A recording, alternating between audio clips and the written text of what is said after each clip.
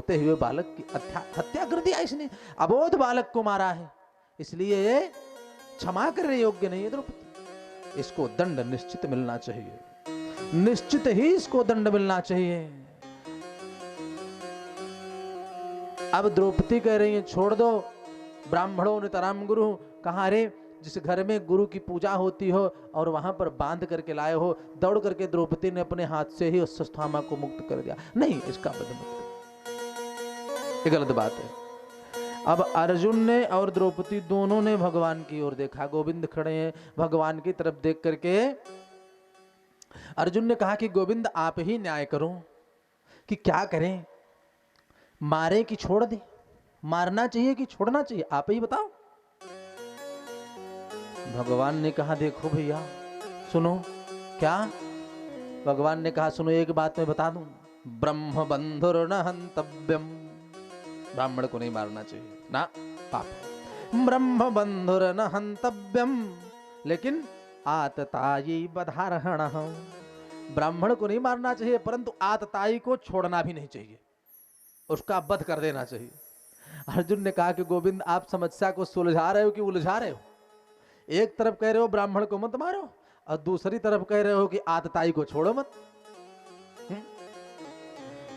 भगवान ने कहा अर्जुन सुनो, अरे जिस घर में किसी की पूजा होती हो, आरती होती हो, इतना सत्कार होता हो, वहां पर उसको डांट करके, उसको श्री हत करके, धक्का मार करके बाहर कर दिया जाए तो वो जब तक जिएगा तब तक रोज उसकी मृत्यु होगी।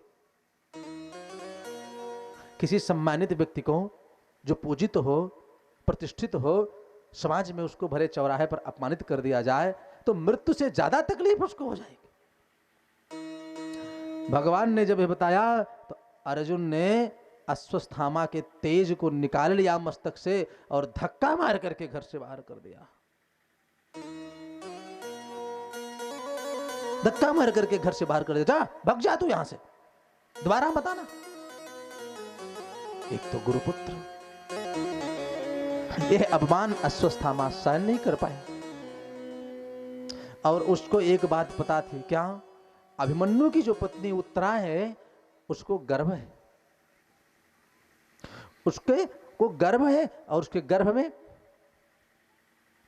बालक पल रहा है, यह बात अश्वत्थामा को पता थी और अश्वत्थामा ने ब्रह्मास्त्र चला दिया। कहां? उत्तरा के गर्भ पर ब्रह्मास्त्र का प्रयोग कर दिया और जब ब्रह्मास्त्र का प्रयोग कर दिया तो सूत जी कहते सौनकादि ऋषियों, उस ब्रह्मास्त्र का इतना प्रभाव था। आप देखिए, गुरु द्रोणाचार्य का पुत्र था अश्वत्थामा, लेकिन द्रोणाचार्य जी ने अश्वत्थामा को ब्रह्मास्त्र चलाने की विद्या बताई नहीं, अर्जुन को बताया था। आप सोचिए कि शिष्य जो होता है वो पुत्र से अधिक प्रिय होता है। यदि सच्चा शिष्य है गुरु का तो पुत्र से अधिक स्नेह गुरु शिष्य को करता है। अर्जुन को गुरु द्रोणाचार्य ने ब्रह्मास्त्र चलाना भी बताया था और वापस करना भी बताया था, परंतु अश्वत्थामा को न चलाना बताया था न वापस करना। चोरी से अर्जुन को जब बता रहे थे तो अश्वत्थामा ने चलाने की विधि जान ली थी, लेकिन वापस करने की विधि अश्वत्थामा को पता नहीं थी। अब उसने बदला लेने के लिए ब्रह्मास्त्र चला तो दिया उत्तरा के गर्भ पर, और जो ही ब्रह्मास्त्र का प्रयोग कर दिया तो गर्भ जलने लगा, गर्भ में जलन होने लगी, पूरे शरीर में असहनीय पीड़ा होने लगी। सूर्य कहते हैं सौनकादि ऋषियों, जब वह पीड़ा उत्तरा से बर्दाश्त नहीं हुई, सहन नहीं हुई और कोई सहारा नहीं मिला, हाथ जोड़ करके, दोनों हाथ जोड़ करके गोविंद को पुकारने लगे, पाहि पाहि महायोगिन देव देव जगतपते, हे जगतपते, हे देवताओं के देव आकर के हमारी रक्षा करो। सूर्य कहते हैं सौनकादि ऋषियों, भगवान ने अपना सूक्ष्म स्वरूप धारण करके गर्भ में प्रवेश, गोविंद गर्भ में प्रवेश कर गए और गर्भ में प्रवेश करके अपनी गदा को इतनी तीव्र गति से घुमा करके उस ब्रह्मास्त्र से गर्भ में पल रहा है कौन? महाराज परीक्षित। और वहीं पर भगवान ने गदा को घुमा करके द्रोणस्य विप्लुष्टमिदं मदंगम संतान बीजम कुरु पांडवानाम तो जुगोत कुक्षम गतयात्म चक्रो मातुश्च मे यह शरणम गताया। गोविंद ने रक्षा की। अब कुछ लोग कहते हैं कि महाराज भगवान तो सुदर्शन चक्र से रक्षा किए, आप कह रहे हो गदा को घुमा करके रक्षा कर दिए। कुछ लोग प्रश्न करते हैं, नहीं, भगवान ने घुमाया गदा ही था, परंतु इतना तीव्र गति से घुमाया कि राजा परीक्षित को लगा कि सुदर्शन चक्र घूम रहा है, इतनी तीव्र गति से घुमाया। और गर्भ में ही महाराज परीक्षित ने गोविंद का दर्शन प्राप्त कर लिया। गर्भ में गोविंद ने महाराज परीक्षित की रक्षा की। समय बीता और पांडव तो विजयी हुए थे, कौरवों की सेना का संहार हुआ। अब महाराज युधिष्ठिर हस्तिनापुर के राजा बने और माता कुंती राजमाता बनी। कुछ दिन भगवान पांडवों के साथ रहे, 2 दिन 4 दिन रहे, और एक दिन प्रातः काल संध्या पूजन करके नित्य क्रिया से निवृत्त होकर के गोविंद तैयार हुए, रथ को सजाए। रथ तैयार हुआ, द्वार पर रथ खड़ा है, भगवान द्वारिकापुरी जाने के लिए तैयार हुए। अब हम चल रहे हैं, सबसे विदा लिए, पांडवों को बताया कि भैया अब हम द्वारिकापुर जा रहे हैं। और जो ही रथ पर बैठने के लिए तैयार हुए, एक पैर उठा करके रथ पर रखे और दूसरा पैर उठा करके बैठने ही वाले थे, तब तक सामने देखा कि हाथ जोड़े कुंती मैया खड़ी है, हाथ जोड़ करके खड़ी है। जब यह दृश्य देखा तो भगवान ने अपना पैर रथ से उतार लिया। कहा, बुआ आप क्या बात है, क्या तकलीफ है आपको, अब क्यों हाथ जोड़ करके कुंती मैया सामने भगवान के रोने लगी। कहा कि प्रभु, अब तक तो तकलीफ का समय था, हमारे पुत्र वनवास में थे, अज्ञातवास में थे, तब तो आप साथ रहे, और आज अब समय आया सुंदर तो आप साथ छोड़ करके जा रहे हो। भगवान ने कहा कि बुआ अब क्या तकलीफ है, अब क्या हुआ आपको? अरे आपके पुत्र राजा हो गए, आप राजमाता हो गई, अब तो सब सुख मिल गया, सारे सांसारिक सुख प्राप्त हो गए, अब क्या चिंता है? कुंती ने कहा कि प्रभु ऐसा सुख लेकर के मैं क्या करूंगी जिसमें आपका विस्मरण हो जाए। आप हमको छोड़ करके जा रहे हो, और आप आज तक जो नाटक करते रहे बुआ भतीजे का, ये बात सही नहीं है। मैं आज आपको जान गई, आप परब्रह्म परमात्मा हो, आप परब्रह्म परमात्मा हो। और माता कुंती ने हाथ जोड़ करके भगवान की स्तुति करना प्रारंभ कर दिया। कहा कि मैं आपको जान गई, आप हमारे भतीजे नहीं हो, आप तो त्रैलोक के स्वामी हो। तो भगवान ने कहा कि मैं त्रैलोक के स्वामी कैसे हो गया? अरे मैं तो आपका भतीजा हूं। कुंती ने कहा सुनो, मैं आपको बता रही हूं, आपको मैं पहचान गई, अब हमसे आप छल नहीं कर सकते हो। भगवान ने कहा बताओ क्या पहचान गई? कुंती ने कहा सुनो, यथा ऋषिकेश खलेन देवकी कंसेन रुद्धाति चिरम सुचार्पिता। यथा ऋषिकेश खलेन देवकी कंसेन रुद्धाति चिरम सुचार्पिता। तो विमोचिताहं च सहात्मजा विभो त्वयैव नाथेन मुहुर्विपद्गणात्, त्वयैव नाथेन मुहुर्विपद्गणात्। यथा ऋषिकेश खलेन देवकी, जिस प्रकार से आप हे ऋषिकेश, ऋषिक माने इंद्री, ईश माने स्वामी, हे इंद्रियों के स्वामी भगवान ऋषिकेश, जिस प्रकार से आपने दुष्ट कंस से देवकी को छुड़ाया, खलेन देवकी कंसेन रुद्धाति चिरम सुचार्पिता, तो विमोचिता हम च सहात्मजा विभो, हे विभो, हे भगवान कृष्ण, ऐसे ही बार बार आपने दुखों से हमको बचाया है, एक बार नहीं। त्वयैव नाथेन मुहुर्विपद्गणात्, मुहुर माने बार बार आपने हमको विपत्तियों से बचाया है। तो भगवान हंसने लगे, कहा कि बुआ ये आप गलत कह रहे हो, हम कहाँ आपको विपत्ति से बचाए, हम तो आपके भतीजे हैं। कुंती ने कहा सुनो, आप छुपा नहीं सकते हमसे, मैं बता रही हूं आपने कहां कहां हमको बचाया है। अब कितना बताऊं, अनेकों उपकार आपके हैं हमारे ऊपर, अब सब तो नहीं गिना सकती, परंतु जो याद है मैं गिना रही हूं आपको, सुनो। कुंती ने कहा कि गोविंद, विषान महाग्ने पुरुषाद दर्शना असत सभाया वनवास कृच्छतः मृधे मृधे नेक महारथास्त्रतो द्रोणस्य तस्यास्मि हरेभिरक्षितः। विषान महाग्ने पुरुषाद दर्शना। अरे जब भीम को विष का लड्डू दे दिया गया था तब आप ही ने तो बचाया, और कौन बचाया वहां? पुरुषाद दर्शना। लाक्षागृह में आग लगी थी तो वहां भी तो आप ही ने बचाया। और यही नहीं, असत सभाया वनवास कृच्छतः। अरे जब बीज सभा में हमारी बहू का अपमान हो रहा था, दुशासन चीर हरण कर रहा था, तब गोविंद वहां पर आप वस्त्रावतार लेकर के हमारी बहू की लाज बचाई है। असत सभाया वनवास कृच्छतः। वनवास में आपने अनेक जगह पर आपने रक्षा की। यही नहीं, मृधे मृधे नेक महारथास्त्र। तो इतने उपकार है मैं गिना नहीं सकती आपको। और अभी आपको बताऊं तुरंत का उपकार क्या? बोले द्रोणस्य तस्यास्म हरेभिरक्षितः। अरे जिसका गुरु ही उसके विरोध में युद्ध करने के लिए खड़ा हो और आप नहीं बचाए तो कैसे बच गए? कैसे हमारे पुत्र विजय को प्राप्त कर लिए? गोविंद आप हमसे आप छुड़ा नहीं सकते ना, अब नहीं हमसे बच सकते आप।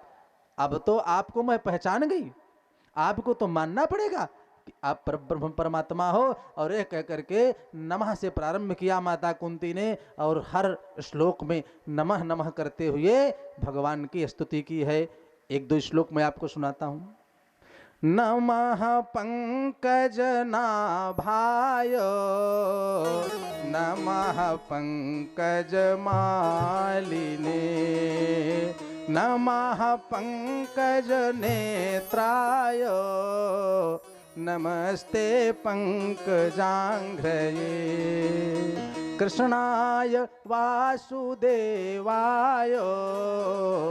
देवकी नंदनाय च, नंद गोप कुमाराय, गोविंदाय नमो नमः, नंद गोप कुमाराय, गोविंदाय नमो नमः। एक एक श्लोक में नमः करते हुए अपने सर को झुका करके कुंती मैया ने भगवान को प्रणाम किया। और प्रणाम करके ज्यों ही सामने झुक करके साष्टांग प्रणाम करने के लिए तैयार हुई, भगवान ने कहा कि बुआ ये अपराध मत करो, अब ये अपराध मत करो, चलो छोड़ो, आप जो मानो तो ही मोहि नाते अनेक मानवे स्वभावे। जो आप नाता मानो, लेकिन मैं ही एक रिश्ता मानता हूं कि आप हमारी बुआ हो, मैं आपका भतीजा हूं, बस, और कोई दूसरा रिश्ता नहीं। और सुनो, मैं प्रसन्न हूं, अब बुआ कुछ मांग लो, कुछ मांगो। कुंती ने कहा कि गोविंद क्या मांगू? कुछ मांगने की इच्छा नहीं है, परंतु यदि तुम कुछ देना चाहते हो तो सुनो, जो मांगूंगी वो दोगे हमको। भगवान ने कहा कि सुनो बुआ, तुम्हारा मांगना पूर्ण नहीं हो पाएगा तब तक मैं आपको दे दूंगा, मांगो, क्या मांगना चाहते हो? कुंती ने कहा कि गोविंद विपदा संतु नः सस्वत तत्र तत्र जगत गुरो। गोविंद यदि कुछ देना चाहते हो तो हमको आप विपत्ति दे दो, दुख दे दो, उसी की इच्छा है हमको। भगवान ने कहा बुआ विपत्ति से भी आपका पेट नहीं भरा, जीवन में तुम्हें सुख कहां मिला? दुख ही तो भोग किया तुमने अब तक, जन्म से लेकर के अब तक तो तुमने दुख ही भोगा है। और जब सुख का समय आया तो फिर दुख की चाह करने लगी, क्या करोगे ऐसा दुख लेकर के? कुंती ने जो सुंदर उत्तर दिया है वो विचार करने योग्य है। कहा कि गोविंद सुख के माथे सिल पर जो हरि हृदय से जाए, बलिहारी वह दुख की जो हर पल नाम जपा। अरे प्रभु वो दुख ही सुंदर है जिसमें आपका हर क्षण स्मरण होता रहे। हम ऐसा सुख लेकर के क्या करेंगे जिसमें भगवान आप भूल जाएं, आपका विस्मरण हो जाए, ऐसा सुख हमारे किस काम का? जब कुंती ने कहा कि गोविंद हमको आप दुख दे दो, भगवान ने तुरंत पैंतरा बदल दिया। अरे कहा बुआ ऐसी क्या बात है। कुंती मैया को साथ में लिया, कहा अब द्वारिका का टिकट कैंसिल। अब ये टिकट मैं कैंसिल कर रहा हूं, चाहे रिजर्वेशन का पैसा मिले चाहे न मिले, कैंसिल। अब मैं तुरंत वापस हुए और शिविर में आए। और जब लौट करके आए तो सब लोग कहने लगे भगवान हमसे अधिक स्नेह करते हैं, गोविंद हमसे प्रेम करते हैं, इसलिए नहीं गए द्वारिकापुरी। सब अपना अपना। द्रौपदी ने कहा अरे हमारे तो भैया हैं, हमसे अधिक प्रेम करते हैं। युधिष्ठिर ने कहा अरे हमको बहुत मानते हैं। सुभद्रा ने कहा ना, सबसे अधिक हमको मानते हैं, सबसे अधिक हमको मानते हैं, इसलिए आज द्वारिका नहीं गए। भगवान ने कहा सुनो, सच बात तो ये है कि मैं उसका दर्शन करना चाहता हूं जो हमारे दर्शन के लिए लालायित है। उसी का दर्शन करने के लिए मैं आज अपनी यात्रा को विराम किया हूं। अपना टिकट हमने कैंसिल इसलिए कर दिया कि वो भीष्म पितामह हमारी प्रतीक्षा कर रहे हैं, हमारा बाट जो रहे हैं, उनको मैं दर्शन देने भी जाऊंगा और दर्शन लेने भी जाऊंगा। सारे पांडव परिवार के साथ भगवान कुरुक्षेत्र पहुंचे। कहां? जहां भीष्म पितामह वाणों की सैया पर लेटे हुए हैं, रोम रोम में वाण चुभे हुए हैं, रक्त प्रवाहित हो रहे हैं, अपार कष्ट है। यदि शरीर में एक कांटा भी चुभ जाए ना, तो जब तक निकल नहीं जाता तब तक पीड़ा बनी रहती है। अब आप सोचिए, बाण चुभे हैं, उसी बाणों की सैया पर लेटे हुए हैं भीष्म पितामह, प्रतीक्षा कर रहे हैं कि सूर्य उत्तरायण की ओर हो तो प्राण को त्यागे। सर झुका हुआ है पीछे की ओर। जो ही पांडवों के साथ भगवान कृष्ण, माता कुंती, द्रौपदी, सुभद्रा सभी के साथ पहुंचे हैं कुरुक्षेत्र में, अर्जुन की ओर भीष्म पितामह ने देखा, कहा कि अर्जुन, अरे हमारे सर को थोड़ा ऊंचा करो। अर्जुन ने गांडीव उठाया, एक बाण प्रहार किया, सर के नीचे भी एक बाण।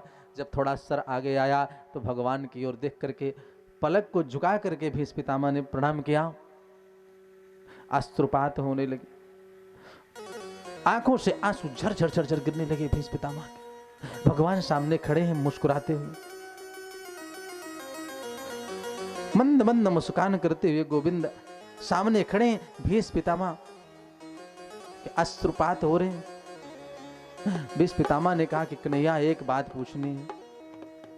सब तो ठीक है, परंतु एक बात ये बताओ कि मैं किस जन्म का पाप भोग रहा हूं, मैं किस जन्म का पाप भोग रहा हूं, सिर्फ इतना हमको बता दो बस। भगवान हंसने लगे, कहा कि पितामह, अरे पूर्व जन्म का पाप सभी भोगते हैं, तुम भी भोग रहे हो।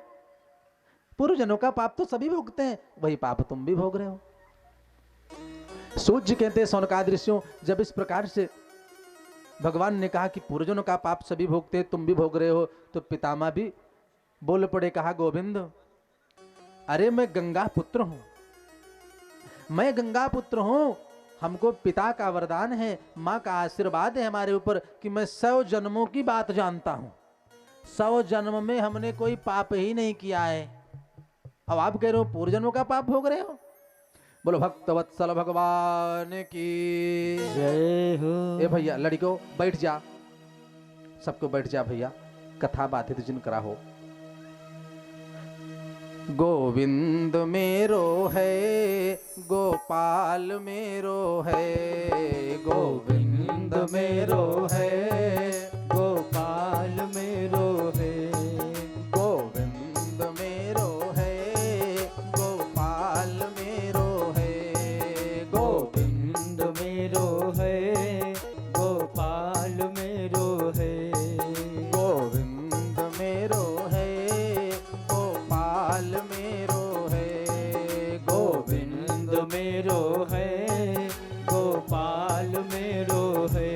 ओ तो बांके बिहारी नंदलाल मेरो है, ओ तो बांके बिहारी नंदलाल मेरो है, गोविंद मेरो है, गोपाल मेरो है, गोविंद मेरो है, गोपाल भगवान की जय हो। भीष्म पितामह ने कहा कि गोविंद सुनो, अरे पूर्व जन्म की बात की आप बात कर रहे हो, मैं 100 जन्मों का हाल जानता हूँ, 100 जन्म में मैंने कोई पाप ही नहीं किया है, और हमको आप बच्चों की तरह बता रहे हो कि पूर्व जन्म का पाप भोग रहे हैं ना, गलत बात। सच बताओ हमको, मैं किस जन्म का पाप भोग रहा हूं। गोविंद ने कहा कि पितामह सच बताऊं? हाँ बताओ। भगवान ने कहा कि तुम इसी जन्म का पाप भोग रहे हो, किसी दूसरे जन्म का नहीं, इसी जन्म का पाप है। तो पितामह ने कहा कि इस जन्म में हमने कौन सा पाप कर दिया? कहा सुनो, जब बीच सभा में द्रौपदी का अपमान हो रहा था तो तुम थे कि नहीं थे? भीष्म पितामह ने कहा बिल्कुल मैं बैठा था। तो यदि आप चाहते तो सापादपि अथवा सरादपि, आप चाहते तो शस्त्र के प्रभाव से, आप वीरता से, आप वीर भी थे, रोक सकते थे उसको, अथवा आदेश दे देते तो आपके आदेश का खंडन करने की साहस स्थिति किसी में थी नहीं, कोई आपके आदेश को काट नहीं पाता। आपने ऐसा किया, क्यों नहीं किया? गलत हो रहा था, उसको आप रोक नहीं सकते थे तो वहां से हट जाते। आपने पाप होते हुए देखा, इसी जन्म का पाप है, आप भोग रहे हैं पितामह। भीष्म पितामह ने कहा गोविंद आप सही कह रहे हो, परंतु उस समय मेरी बुद्धि दूषित हो गई थी। विचार करिए आप लोग, दूषित कैसे हो गई थी? भीष्म पितामह ने कहा कि प्रभु अरे हमने दुर्योधन का अन्न खाया था, तो दुष्अन्यम नैव भोक्तव्यम, दुष्अन्यम नैव भोक्तव्यम, दुष्अन्यम प्रतिभोजयेत्। दुष्कर्म से अर्जित किए हुए धन का भोग करने से बुद्धि भी दूषित हो जाती है। जिस प्रकार से आप अन्न खाएंगे वैसे मन की प्रवृत्ति होती है। भीष्म पितामह ने कहा कि दुर्योधन का अन्न जो था वो दुष्कर्म से अर्जित किया हुआ था, और उस अन्न को खाने से, उस अन्न को ग्रहण करने से मेरी बुद्धि दूषित हो गई थी। हे गोविंद, इसीलिए मैं उस सभा में होते हुए पापाचार का, अनाचार का मैं विरोध नहीं कर पाया, यही कारण है, हमारी बुद्धि दूषित हो गई थी। परंतु प्रभु अब बुद्धि शुद्ध हो गई है। क्यों? जो रक्त बना था उस दुष्कर्म से अर्जित किए हुए धन को भोग करने से, वो रक्त अब प्रवाहित हो गया, सब बह गया। इसलिए हे गोविंद, इति मतिर उपकल्पिता वितृष्णां भगवती शाश्वत पुंगवे विभूमि। मेरी बुद्धि जो है वो अब एकदम निर्मल हो गई। और हाथ में भी तो बाण लगे हुए थे, पलकों को झुका करके भीष्म पितामह ने भगवान के स्वरूप का गान करते हुए गोविंद के चरणों में प्रणाम किया। त्रिभुवन कमनम तमाल वर्णम रविकर गौरवराम्बरम दधाने बपुरलक कुलाव वृताननाब्जम विजय सखे रतिरस्तु में नवद्या। कहा कि प्रभु अब हमारी बुद्धि शुद्ध हो गई है। भगवान ने कहा कि पितामह आप मांगो जो मांगना चाहते हो, हम आपको कुछ देना चाहते हैं, कुछ देने की इच्छा है, मैं कुछ देना चाहता हूं, आपको देने की इच्छा है, आप वरदान मांगो। भीष्म पितामह ने कहा कि गोविंद अब किसी की चाह ही नहीं रही, यदि आप कुछ देना चाहते हो तो मेरी एक अर्जी है, वही स्वीकार करो। भगवान ने कहा बताओ। कहा कि मेरी एक बेटी है, उसी का विवाह अपने साथ आप कर लेते तो जो हमारी मृत्यु है, जीवन का अंतिम समय चल रहा है, ये भी सफल हो जाता। तो भगवान ने कहा कि आजीवन ब्रह्मचर्य का पालन किया आपने, ये बेटी कहाँ से आ गई?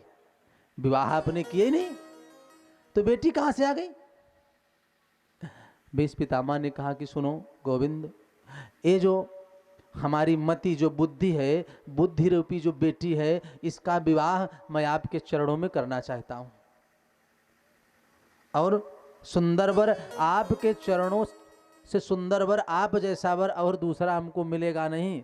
और आप कहेंगे कि निर्मल मन जन सो मोहि पावा, तो हमारी बुद्धि अब एकदम शुद्ध हो गई है, विकार से मुक्त है, विकार युक्त नहीं है, विकार से हमारी बुद्धि एकदम मुक्त हो चुकी है, शुद्ध बुद्धि है। इसलिए प्रभु अब हमारे बेटी का विवाह, बुद्धि रूपी बेटी का विवाह आप अपने चरणों में कर लीजिए। बस यही मेरी इच्छा है। भगवान ने कहा कोई बात नहीं, आपकी इच्छा भी पूर्ण होगी। और कोई इच्छा हो तो बताओ।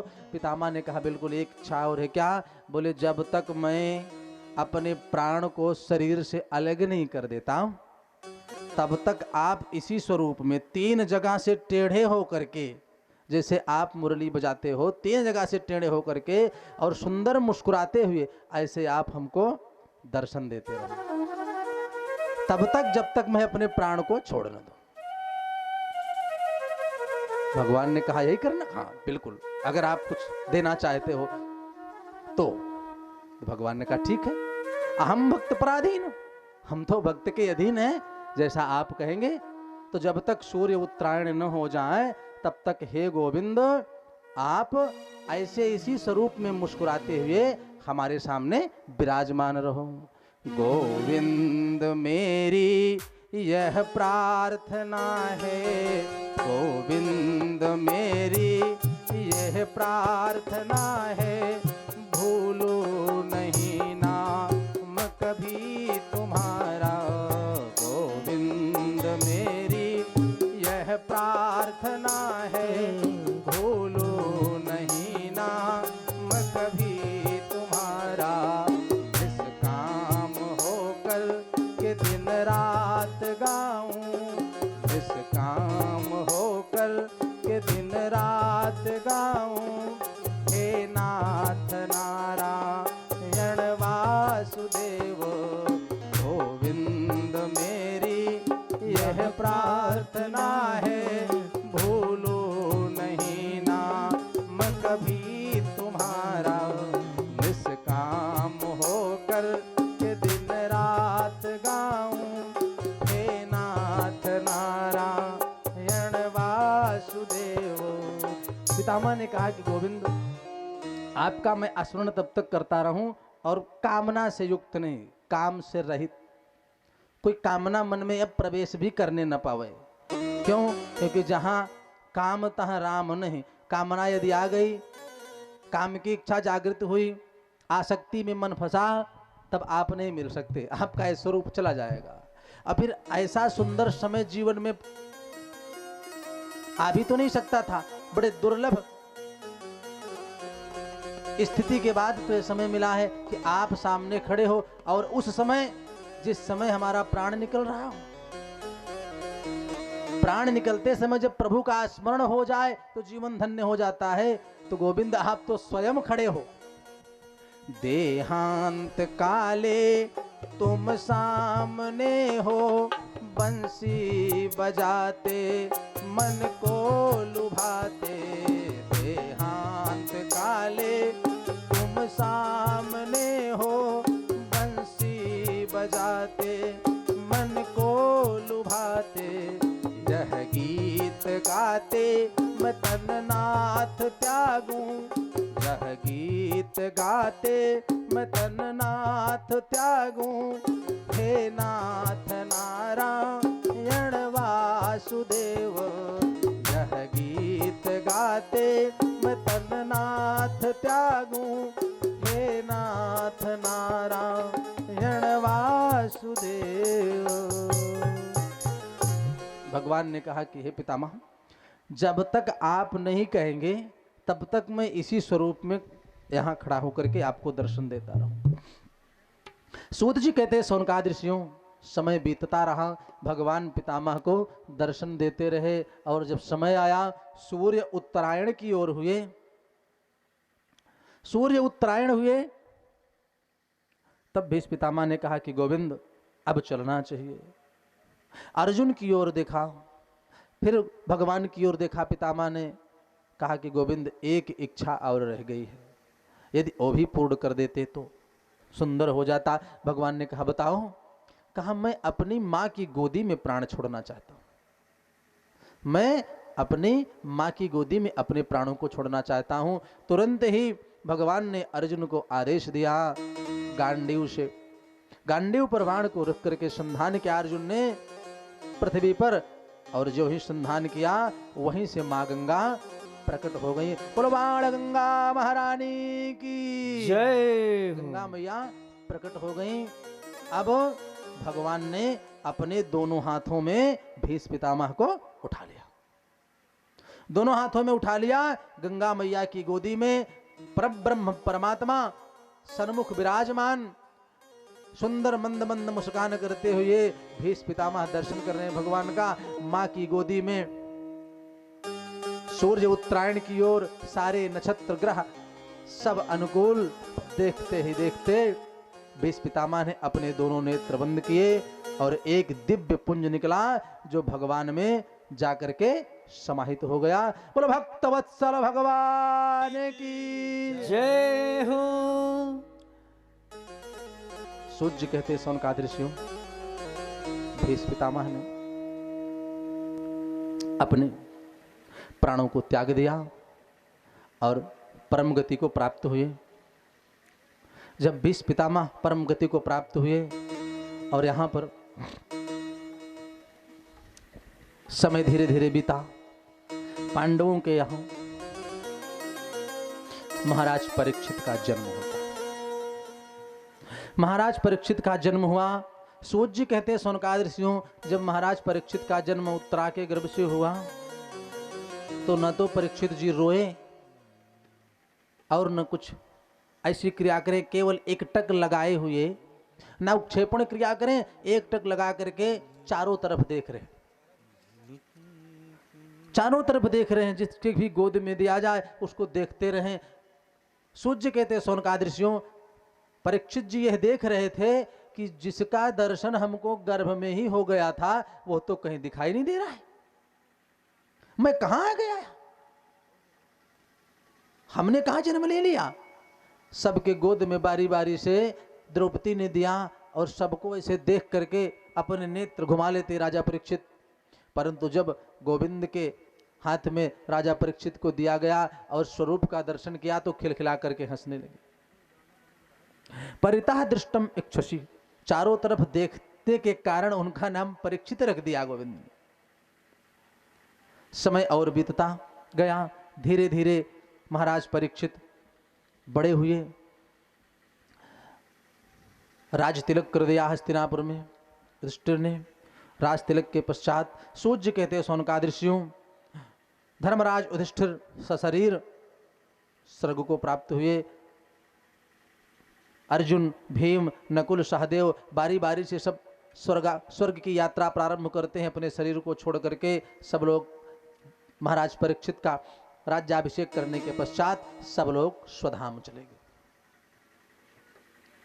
सब स्वधाम चले गए और यहां पर राजा परीक्षित राज्य करने लगे। सूर्य कहते सौनकादि ऋषियों, जो ही पांडव का स्वर्गारोहण हुआ उसी समय से सतयुग, त्रेता, द्वापर युग का विराम हो गया। भगवान भी धराधाम छोड़ करके परम धाम को गए। तो जब द्वापर युग का विराम हुआ तो कलयुग का प्रवेश हो गया। कलयुग का प्रवेश हो गया, परंतु प्रभाव नहीं पड़ रहा है। प्रवेश तो हो गया कलिकाल का, परंतु प्रभाव अभी शून्य है। क्यों? अरे महाराज परीक्षित इतने धर्मज्ञ राजा हैं, धर्मनिष्ठ राजा हैं, एकदम धर्म के अनुसार शासन कार्य करते हैं।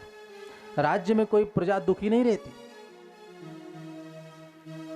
एक दिन की बात है, राजा परीक्षित अपने राज्य का निरीक्षण करते हुए घोड़े पर आरूढ़ होकर के आगे बढ़ ही रहे थे कि एक दृश्य देखा। क्या?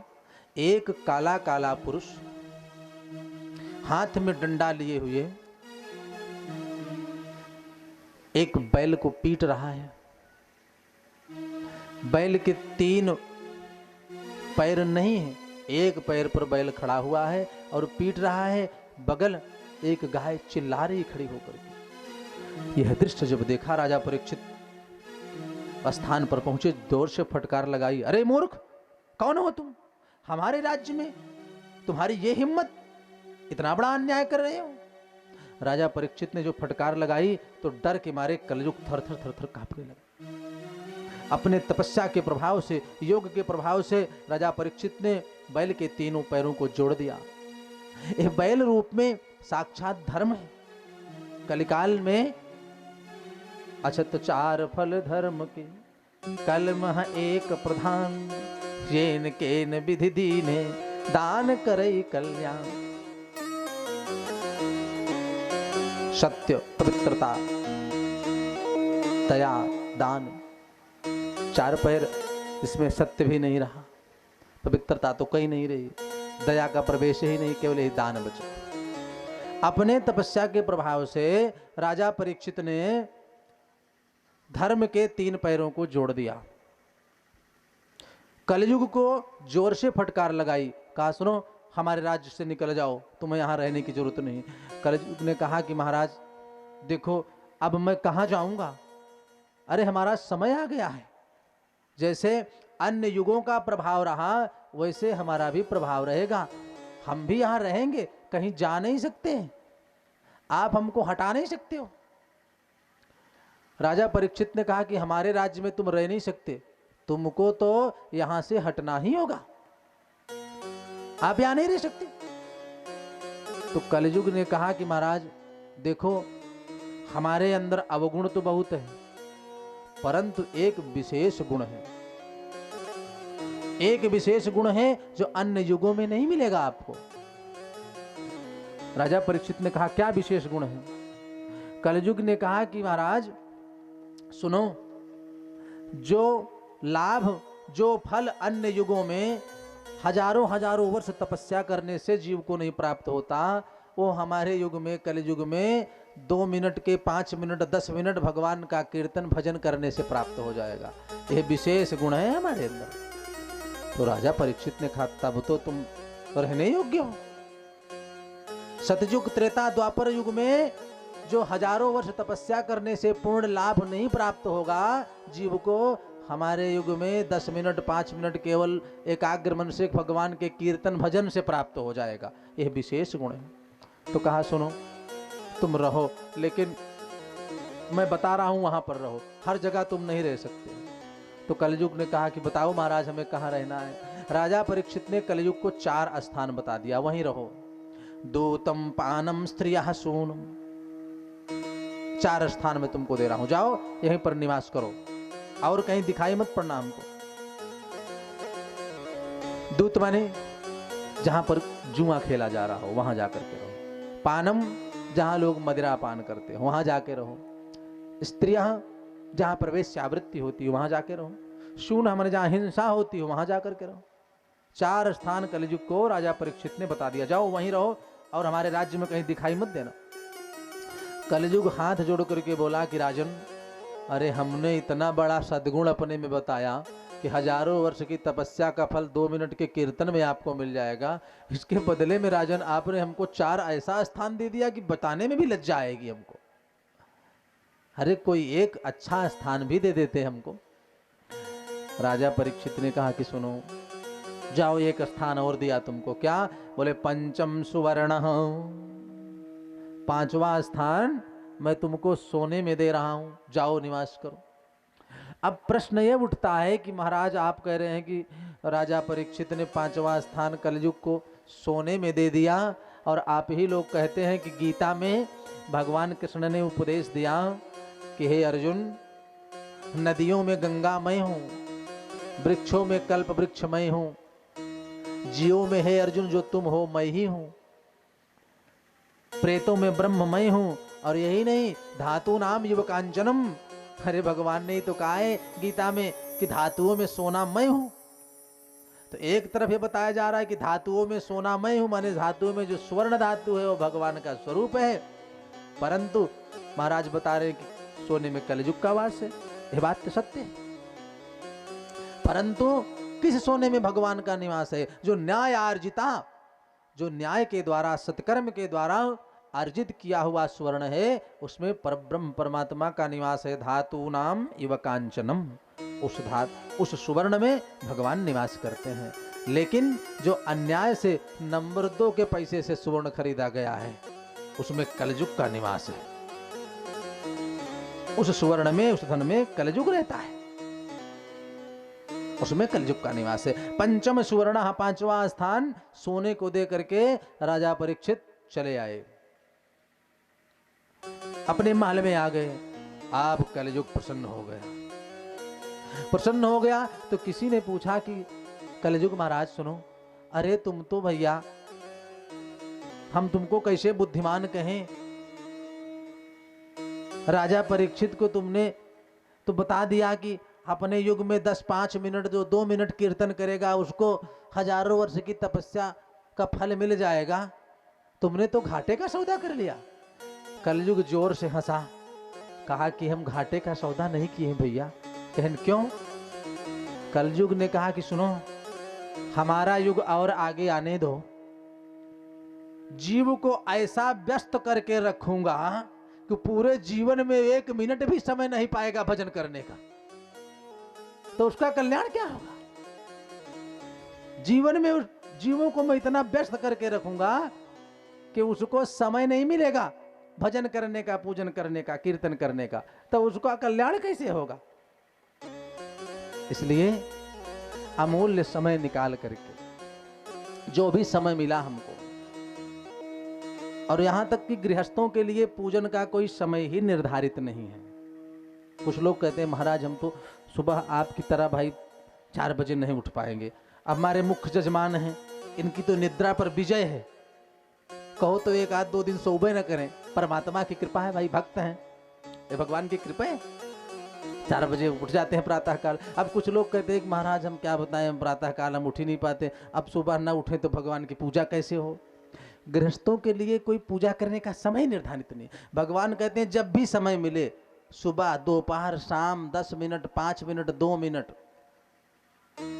कोई समय न मिल पावे, अगर 2-4 मिनट भी न मिले तो गोपियों की तरह पूजा करो हमारी। अब गोपियां भगवान की पूजा कैसे करती थी? या दोहने वहनने मथनोपलेप प्रेंखेंख नारभरुधितो क्षण मार्जनादौ गायन्ति चैन मनुरक्त धियो श्रुकंठयो धन्या ब्रज स्त्रिय उरुकम चित्तयाना। या दोहने माने गाय का दोहन करते समय, गाय से दूध निकाल रही है फिर भी भगवान का स्मरण कर रही है। या दोहने बहनने माने घर को बहारते समय, या दोहने बहनने मथनोपलेप दधी का मंथन करते समय, और एक कार्य करते समय क्या, अब जब उसमें भी समय न मिले तो प्रेंखेंख नारहरु, तो प्रेंखेंख कहते हैं बच्चे को खिलाना, बच्चे को खिलाने की क्रिया को प्रेंखेंख कहा जाता है। प्रेंखेंख नारभरुदितो क्षण मार्जनादौ, हर क्षण भगवान का स्मरण करती थी। और वैसे नहीं, गायन्ति चैन मनुरक्त धियो श्रुकंठयो, गायंत माने गायन करती थी, चैनम माने भगवान श्री कृष्ण को, गायन्ति चैन मनुरक्त धियो श्रुकंठयो धन्या ब्रज स्त्रिय उरुक्रम चित्तयाना। धन्य है ब्रज की स्त्रियां, गोपियां, जिनका चित्त हमेशा भगवान के चरणों में हर क्षण लगा रहता था। तो न समय मिले तो कार्य करते समय ध्यान कर लो, कोई समय नहीं निर्धारित है। और आपको एक बात निवेदन करूं, हमारा सनातन धर्म इतना श्रेष्ठ है कि इससे ज्यादा स्वतंत्र किसी भी पंथ और किसी भी धर्म में नहीं। एक ही घर में भगवान शंकर का मंदिर हो सकता है, भगवती का मंदिर हो सकता है, हनुमान जी का मंदिर हो सकता है, कोई बात नहीं। जो देवी देवता आपके मन को भावे उनकी पूजा कर लो। और यही नहीं, आप मन हो तो नहा के पूजो, न मन हो तो बिना नहाए पूज लो, कोई बाउंडेशन नहीं। इतना स्वतंत्र किसी भी धर्म, किसी भी पंथ, किसी भी पंथ में नहीं है। अब इतना सरल होने के बाद भी यदि आप सत्कर्म नहीं कर पा रहे हो तो फिर हम आप अभागे हैं। कोई बाउंडेशन नहीं कि आप स्नान 3 बार करो तभी पूजा करने जाओ ना, नहाओ चाहे ना नहाओ, मन से। अरे शरीर क्या है? शरीर एक वस्त्र ही तो है। नैनम छिन्दन्ति शस्त्राणि नैनम दहत, शरीर तो एक वस्त्र है, ये तो बदलता रहता है। आत्मा निर्विकार है, तो वस्त्र तो साफ करो, न साफ हो तो मन से, और भगवान को मन है तो प्रिय है। भागवत पुराण के 11 स्कंध में एक भक्त ने अपनी भावना को प्रकट किया कि प्रभु मैं तो आपको कुछ देने में समर्थ हूं ही नहीं।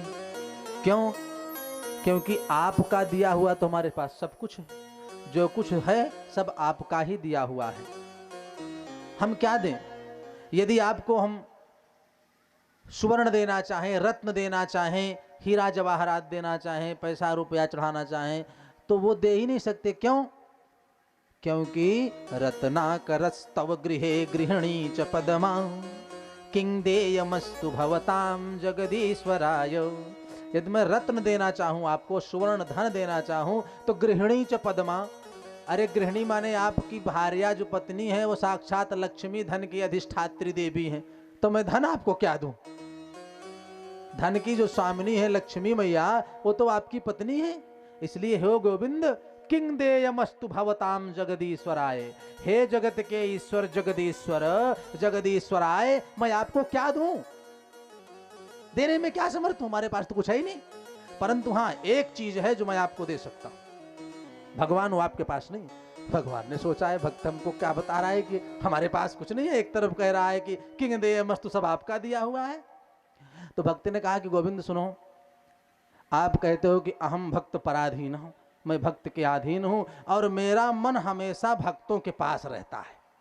तो प्रभु मैं आपका भक्त हूं, हमसे बढ़िया भक्त आपके पास कोई है नहीं और दूसरा कोई नहीं है। मैं आपका परम भक्त हूं और आपका मन मेरे पास है। आपका मन मेरे पास है क्योंकि मैं आपका श्रेष्ठ भक्त हूं। तो रत्नाकरस्तव गृहे गृहिणी च पदमा, रत्न दे नहीं सकता आपको क्योंकि साक्षात लक्ष्मी आपकी पत्नी है। किंग देयमस्तु भवताम जगदीश्वराय, हे जगत के ईश्वर मैं क्या आपको दूं? इसलिए आभीरवाम नयना हृतमानसाय, एकदम सुंदर भाव से आपके मन को दत्तम मनो यदुपते कृपया गृहाण, जो आपका मन है वही मैं आपको समर्पित कर रहा हूं, वही मैं आपको दे रहा हूं। तो कोई समय नहीं निर्धारित है कि भगवान की पूजा कब करो, जब टाइम मिल जाए, 24 घंटे में जब समय मिल जाए तब भगवान का स्मरण कर लो, फिर भी भगवान प्रसन्न है।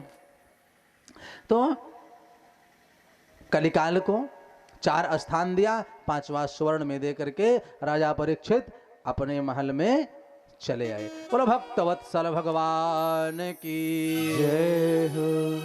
सांसों का क्या भरोसा, रुक जाए कब कहाँ पर, सांसों का भरोसा, रुक जाए ना कहीं पर, सांसों का क्या भरोसा, रुक जाए कब कहाँ पर, सांसों का क्या भरोसा, रुक जाए कब कहाँ पर, तू जप लेना हरि का, यही आसरा यहाँ पर, सांसों का क्या भरोसा, कब कहाँ पर, सांसों का क्या भरोसा। यदि हंस जैसा जीवन गर चाहता बसर, तू यह हंस जैसा जीवन गर चाहता बसर, तू चुन ले गुणों के मोती, चुन ले गुणों के मोती, बिखरे जहाँ जहाँ पर, सांसों का क्या भरोसा, रुक जाए कब कहाँ पर, तू जप ले नाम हरि का, यही आसरा यहाँ पर, तू जप ले नाम हरि। सब लोग बोले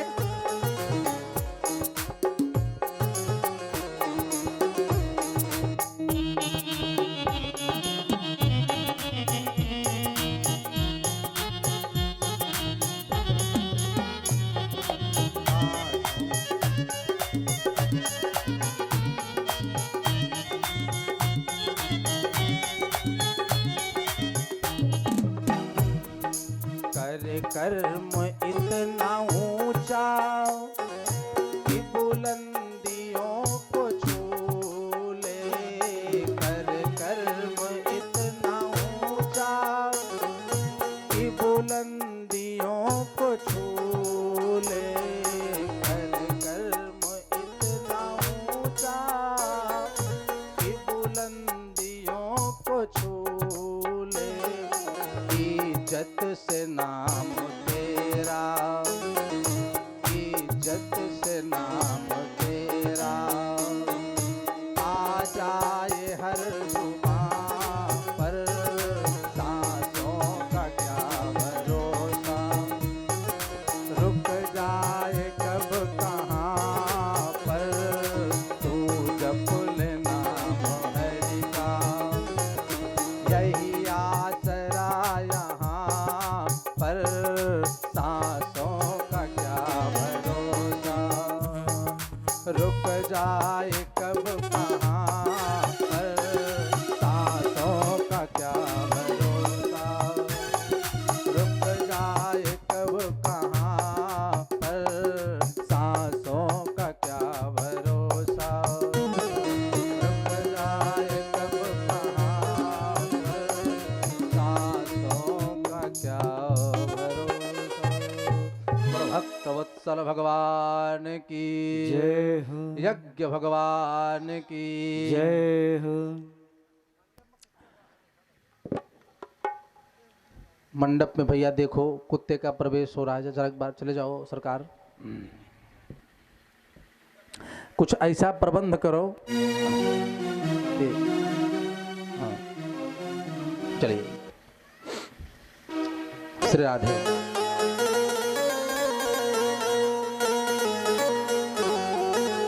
जय बोलने से आज कथा प्रारंभ होने के समय के अनुसार आज तो सप्तमी तिथि होनी चाहिए, बहुत होगा अष्टमी होगी। हाँ अष्टमी होगी। तो एक संत जी कह रहे थे कि महाराज क्या बतावें, कथा करते हैं तो हम जिस दिन एकादशी होती उस दिन तो कथा जोर से बोल देते हैं, और द्वादशी के दिन अवजिय ना निकलत हो। कहें कि अब एकादशी को दिन भर व्रत रहे, अन्न से ऊर्जा मिली नहीं, और द्वादशी के दिन झुलस जाते हैं। तो सोचो कि भैया महाराज जी कथा नहीं बोल पा रहे तो हम जय ना बोलें। अरे कम से कम जय बोल करके तेज से आप लोग माहौल को बनाए रखिए। जय बोलने से वक्ता को करंट मिलता है, ऊर्जा मिलती है कि आप लोग खूब ध्यान से कथा सुन रहे हो। और सच बात तो बताऊं कि जितनी एकाग्रता से आप सब कथा सुनते हैं उतने हमको सुनाने में आनंद आता है, क्योंकि जब भाव से आप सुनेंगे तब हमारा भी मन लगता है। जब भाव बनता है तब परमात्मा हृदय में विराजमान होकर के अपनी सुंदर कथा बोलते हैं। अब वैसे हो तो कि भाई देख के अपना पलट रहे थे तो ठीक है, कैसे भी आप लोग बतियाते रहें, परंतु जब हम देखते रहते तो आप लोग बात करते मुझे पता लगता है कि तब थोड़ा तकलीफ होती है कि हम कथा कर रहे हैं, आप लोग बात कर रहे हैं। बात ना करो। बोलो भक्तवत्सल भगवान की जय हो। सूत जी कहते हैं सौनकादृश्यों, राजा परीक्षित अपने महल में पहुंचे। अब यहां पर कलयुग को 5 स्थान दे दिए। आए पंचम सुवर्ण, 5वां स्थान सोने में देकर के आए। तो अन्याय से अर्जित किए हुए धन में, सुवर्ण में कलयुग का वास होता है, यह निश्चित हो गया। 1 दिन 2 दिन 10 दिन 1 महीने बीत गया। एक दिन राजा परीक्षित के मन में विचार आया कि हमारे पूर्वज तो राजसू यज्ञ किए थे, तो सारे राजाओं को पराजित किया है।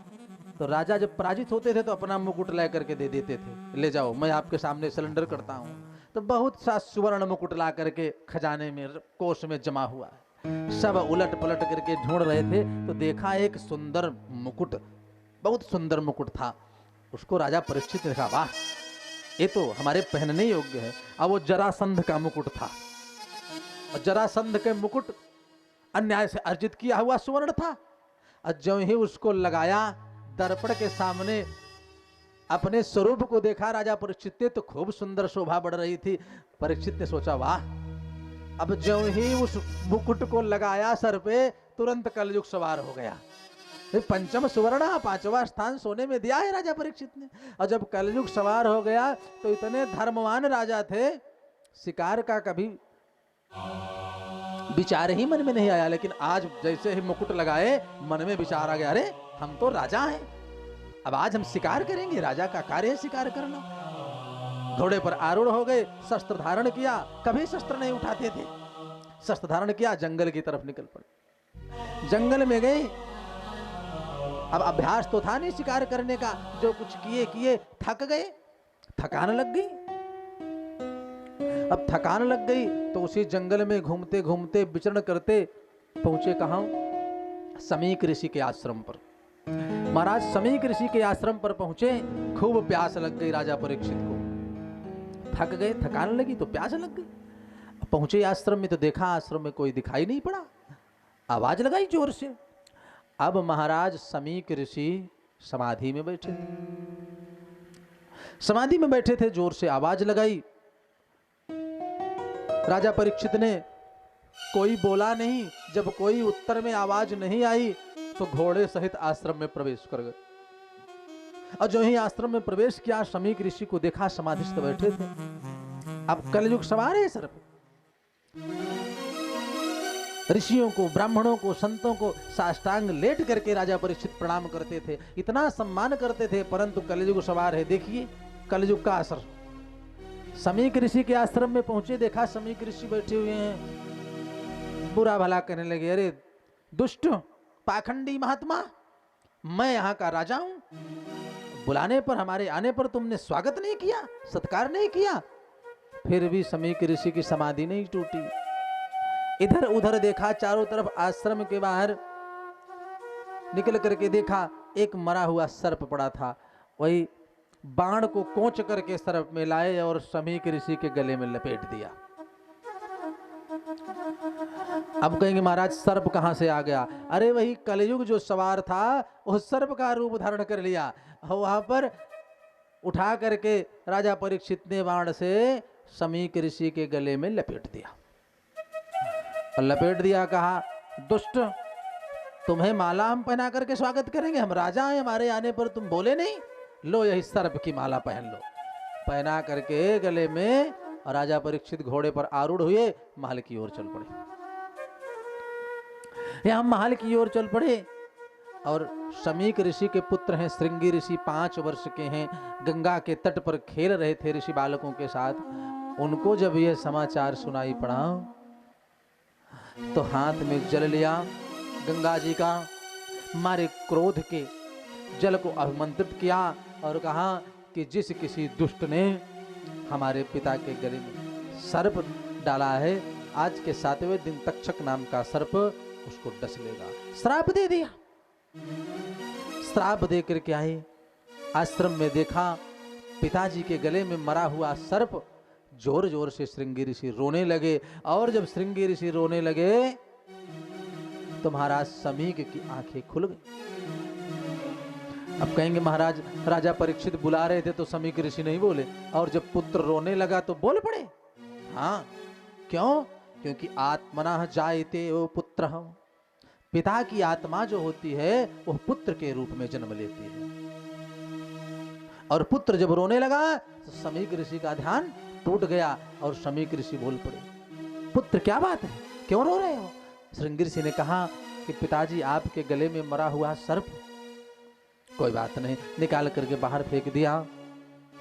कहा कोई बात नहीं। पुनः ध्यान लगाया और ध्यान लगा करके जब देखा तो कहा कि बेटा, अरे राजा परीक्षित आए थे, तुमने सत्कार किया, स्वागत किया, जलपान कराया। श्रृंगी ऋषि ने कहा कि पिताजी क्या बताऊं, हमने तो श्राप दे दिया, हमने तो श्राप दे दिया कि आज के 7वें दिन राजा परीक्षित को तक्षक नाम का सर्प डस लेगा। एक बात विचार करें आप लोग, अरे भागवत की कथा कोई राजा रानी की कहानी नहीं, एक एक शब्द में सार छुपा हुआ है। परीक्षित कौन है? यह जीव, हम सब जीव परीक्षित हैं। और हर जीव को श्राप है कि 7 दिन में ही मरना है, 8वां दिन कोई बने नहीं। 7 दिन में ये श्रापित परीक्षित रूपी जीव, इसको इस संसार को छोड़ना है, 8वां दिन बनानी। राजा परीक्षित जो ही महल में पहुंचे, मुकुट को उतारा, उतार करके जो ही रखे, जब कलयुग सर से उतरा तब होश आया, अरे हमसे तो महान अनर्थ हो गया, हमने ब्राह्मण का अपमान कर दिया, ऋषि का अपमान कर दिया। पश्चाताप करने लगे, रोने लगे, और तब तक सूचना मिली कि हे राजा परीक्षित, आपको श्राप मिल गया है, 7वें दिन तक्षक नाम का सर्प डसेगा।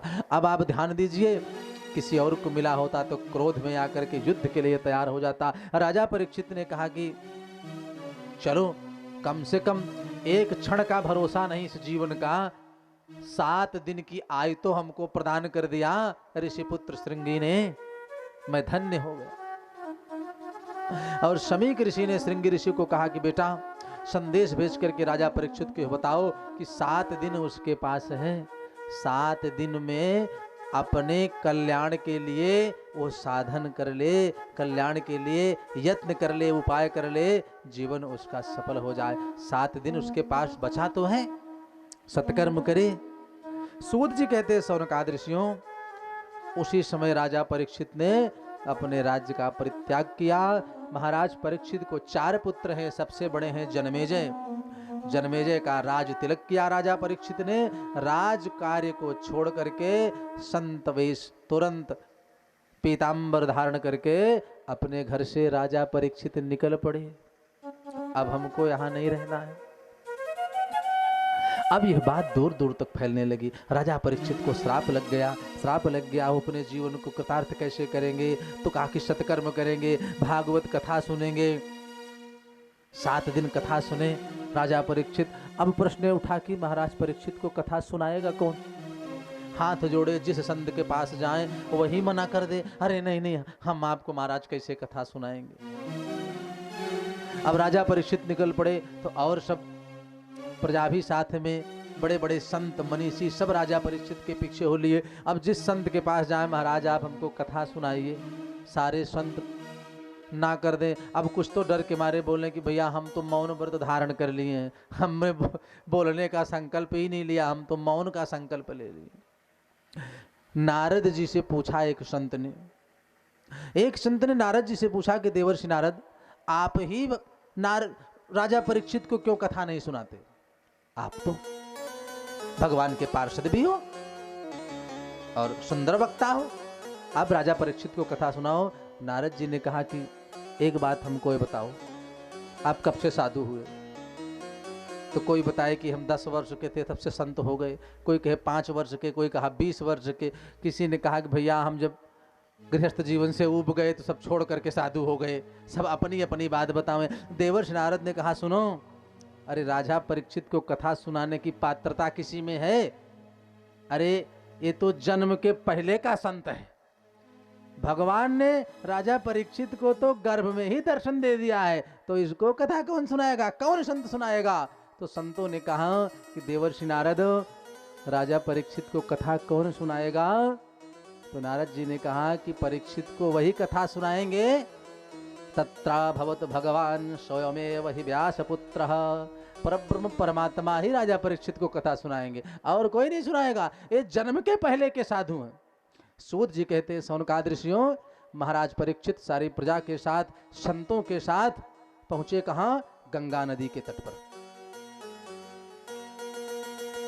गंगा जी के किनारे पहुंचे, दक्षिणी तट पर पहुंच गए। गंगा जी के किनारे हाथ जोड़ करके उदम मुखम दक्षिण कूलयास्ते, गंगा जी के दक्षिणी तट पर उत्तर दिशा की ओर मुंह करके राजा परीक्षित खड़े हैं, भगवान का स्मरण कर रहे हैं। सूत जी कहते हैं सौनकादि ऋषियों, उसी समय पर भगवान साक्षात परब्रह्म परमात्मा तत्रा भवत भगवान स्वयमेव हि व्यासपुत्रः, व्यासपुत्र सुखदेव के रूप में भगवान साक्षात वहां पर प्रकट हो गए। बोलो सुखदेव भगवान की जय। अलक्षलिंगो प्रलंब बाहुम द्वयष्टवर्षः सुकुमार पादः, 16 वर्ष के सुंदर कुमार, बड़े बड़े भुजा बड़ी बड़ी केश धारण किए हुए महाराज सुखदेव जी वहां गंगा जी के किनारे तत्रा भवत, तत्र माने वहां, भू माने होना, भूधातु है, भवति भवतः भवंति, भू माने हो जाना, वहां पर हो गए, तत्र माने वहां पर हो गए भगवान स्वयं वही व्यास पुत्र, स्वयं भगवान व्यास पुत्र सुखदेव के रूप में वहां प्रकट हो गए। और जब प्रकट हो गए तो वहां पर तो ये सब व्यास आसन, तखत, गद्दा, रजाई, तकिया ये सब तो था नहीं। व्यास का आसन श्रोता से कुछ ऊंचे पर होना चाहिए। तो सारे संतों ने मिलकर के बालुका इकट्ठा किया, जो गंगा जी की रेती थी वो इकट्ठा कर दिया, थोड़ा ऊंचा बना दिया और कुश का आसन उसी पर बिछा दिया। और जब कुश का आसन बिछा दिया, प्रणाम किया महाराज परीक्षित ने, सुखदेव जी उसी आसन पर विराजमान हो गए। विराजमान हो गए, राजा परीक्षित ने मनसा पूजन किया, मानसिक पूजा किया, मन से पूजा किया और गुरुदेव को प्रणाम किया है। प्रणाम के पश्चात अब यहाँ से सुखदेव जी कथा श्रवण कराएंगे राजा परीक्षित को। हम सब भी सुखदेव भगवान को प्रणाम करते हुए आगे की कथा में चलते हैं। बोलो सुखदेव भगवान की जय।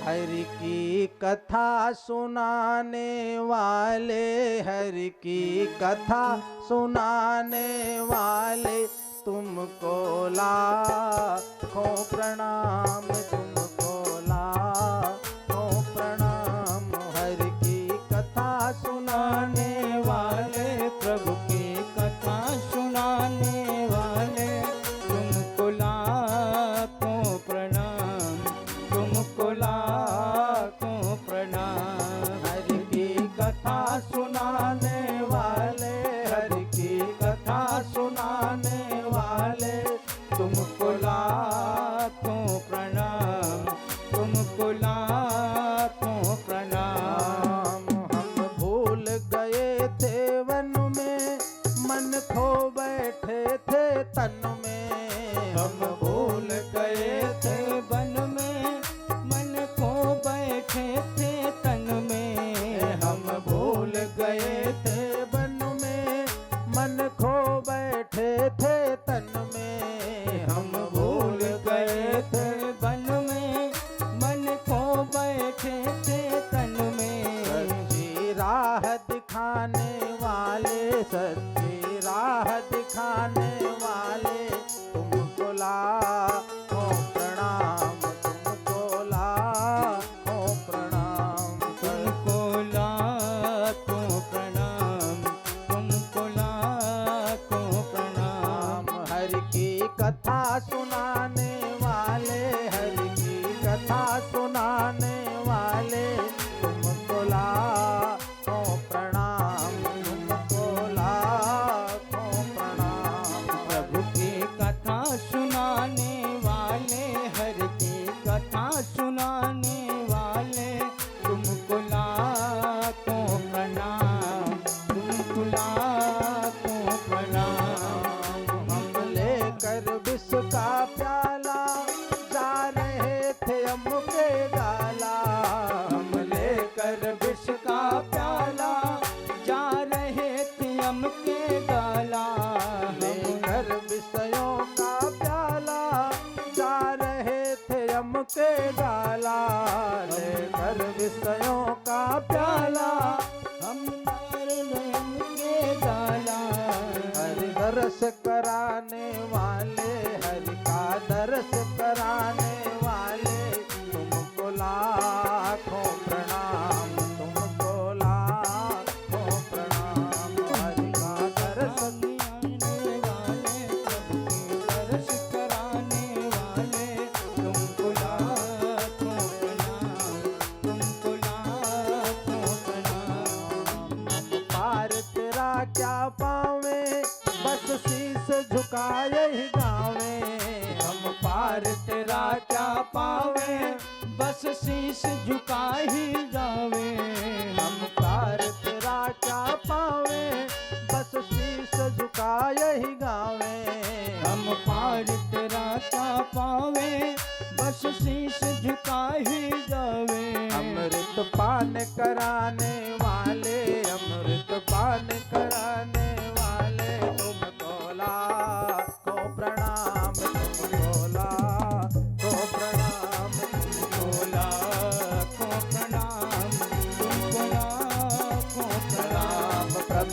कथा सुनाने वाले, हरि की कथा सुनाने वाले, तुमको लाखों प्रणाम, तुमको लाखों प्रणाम, तुमको लाखों प्रणाम, तुमको लाखों प्रणाम, तुमको लाखों प्रणाम, तुमको लाखों प्रणाम।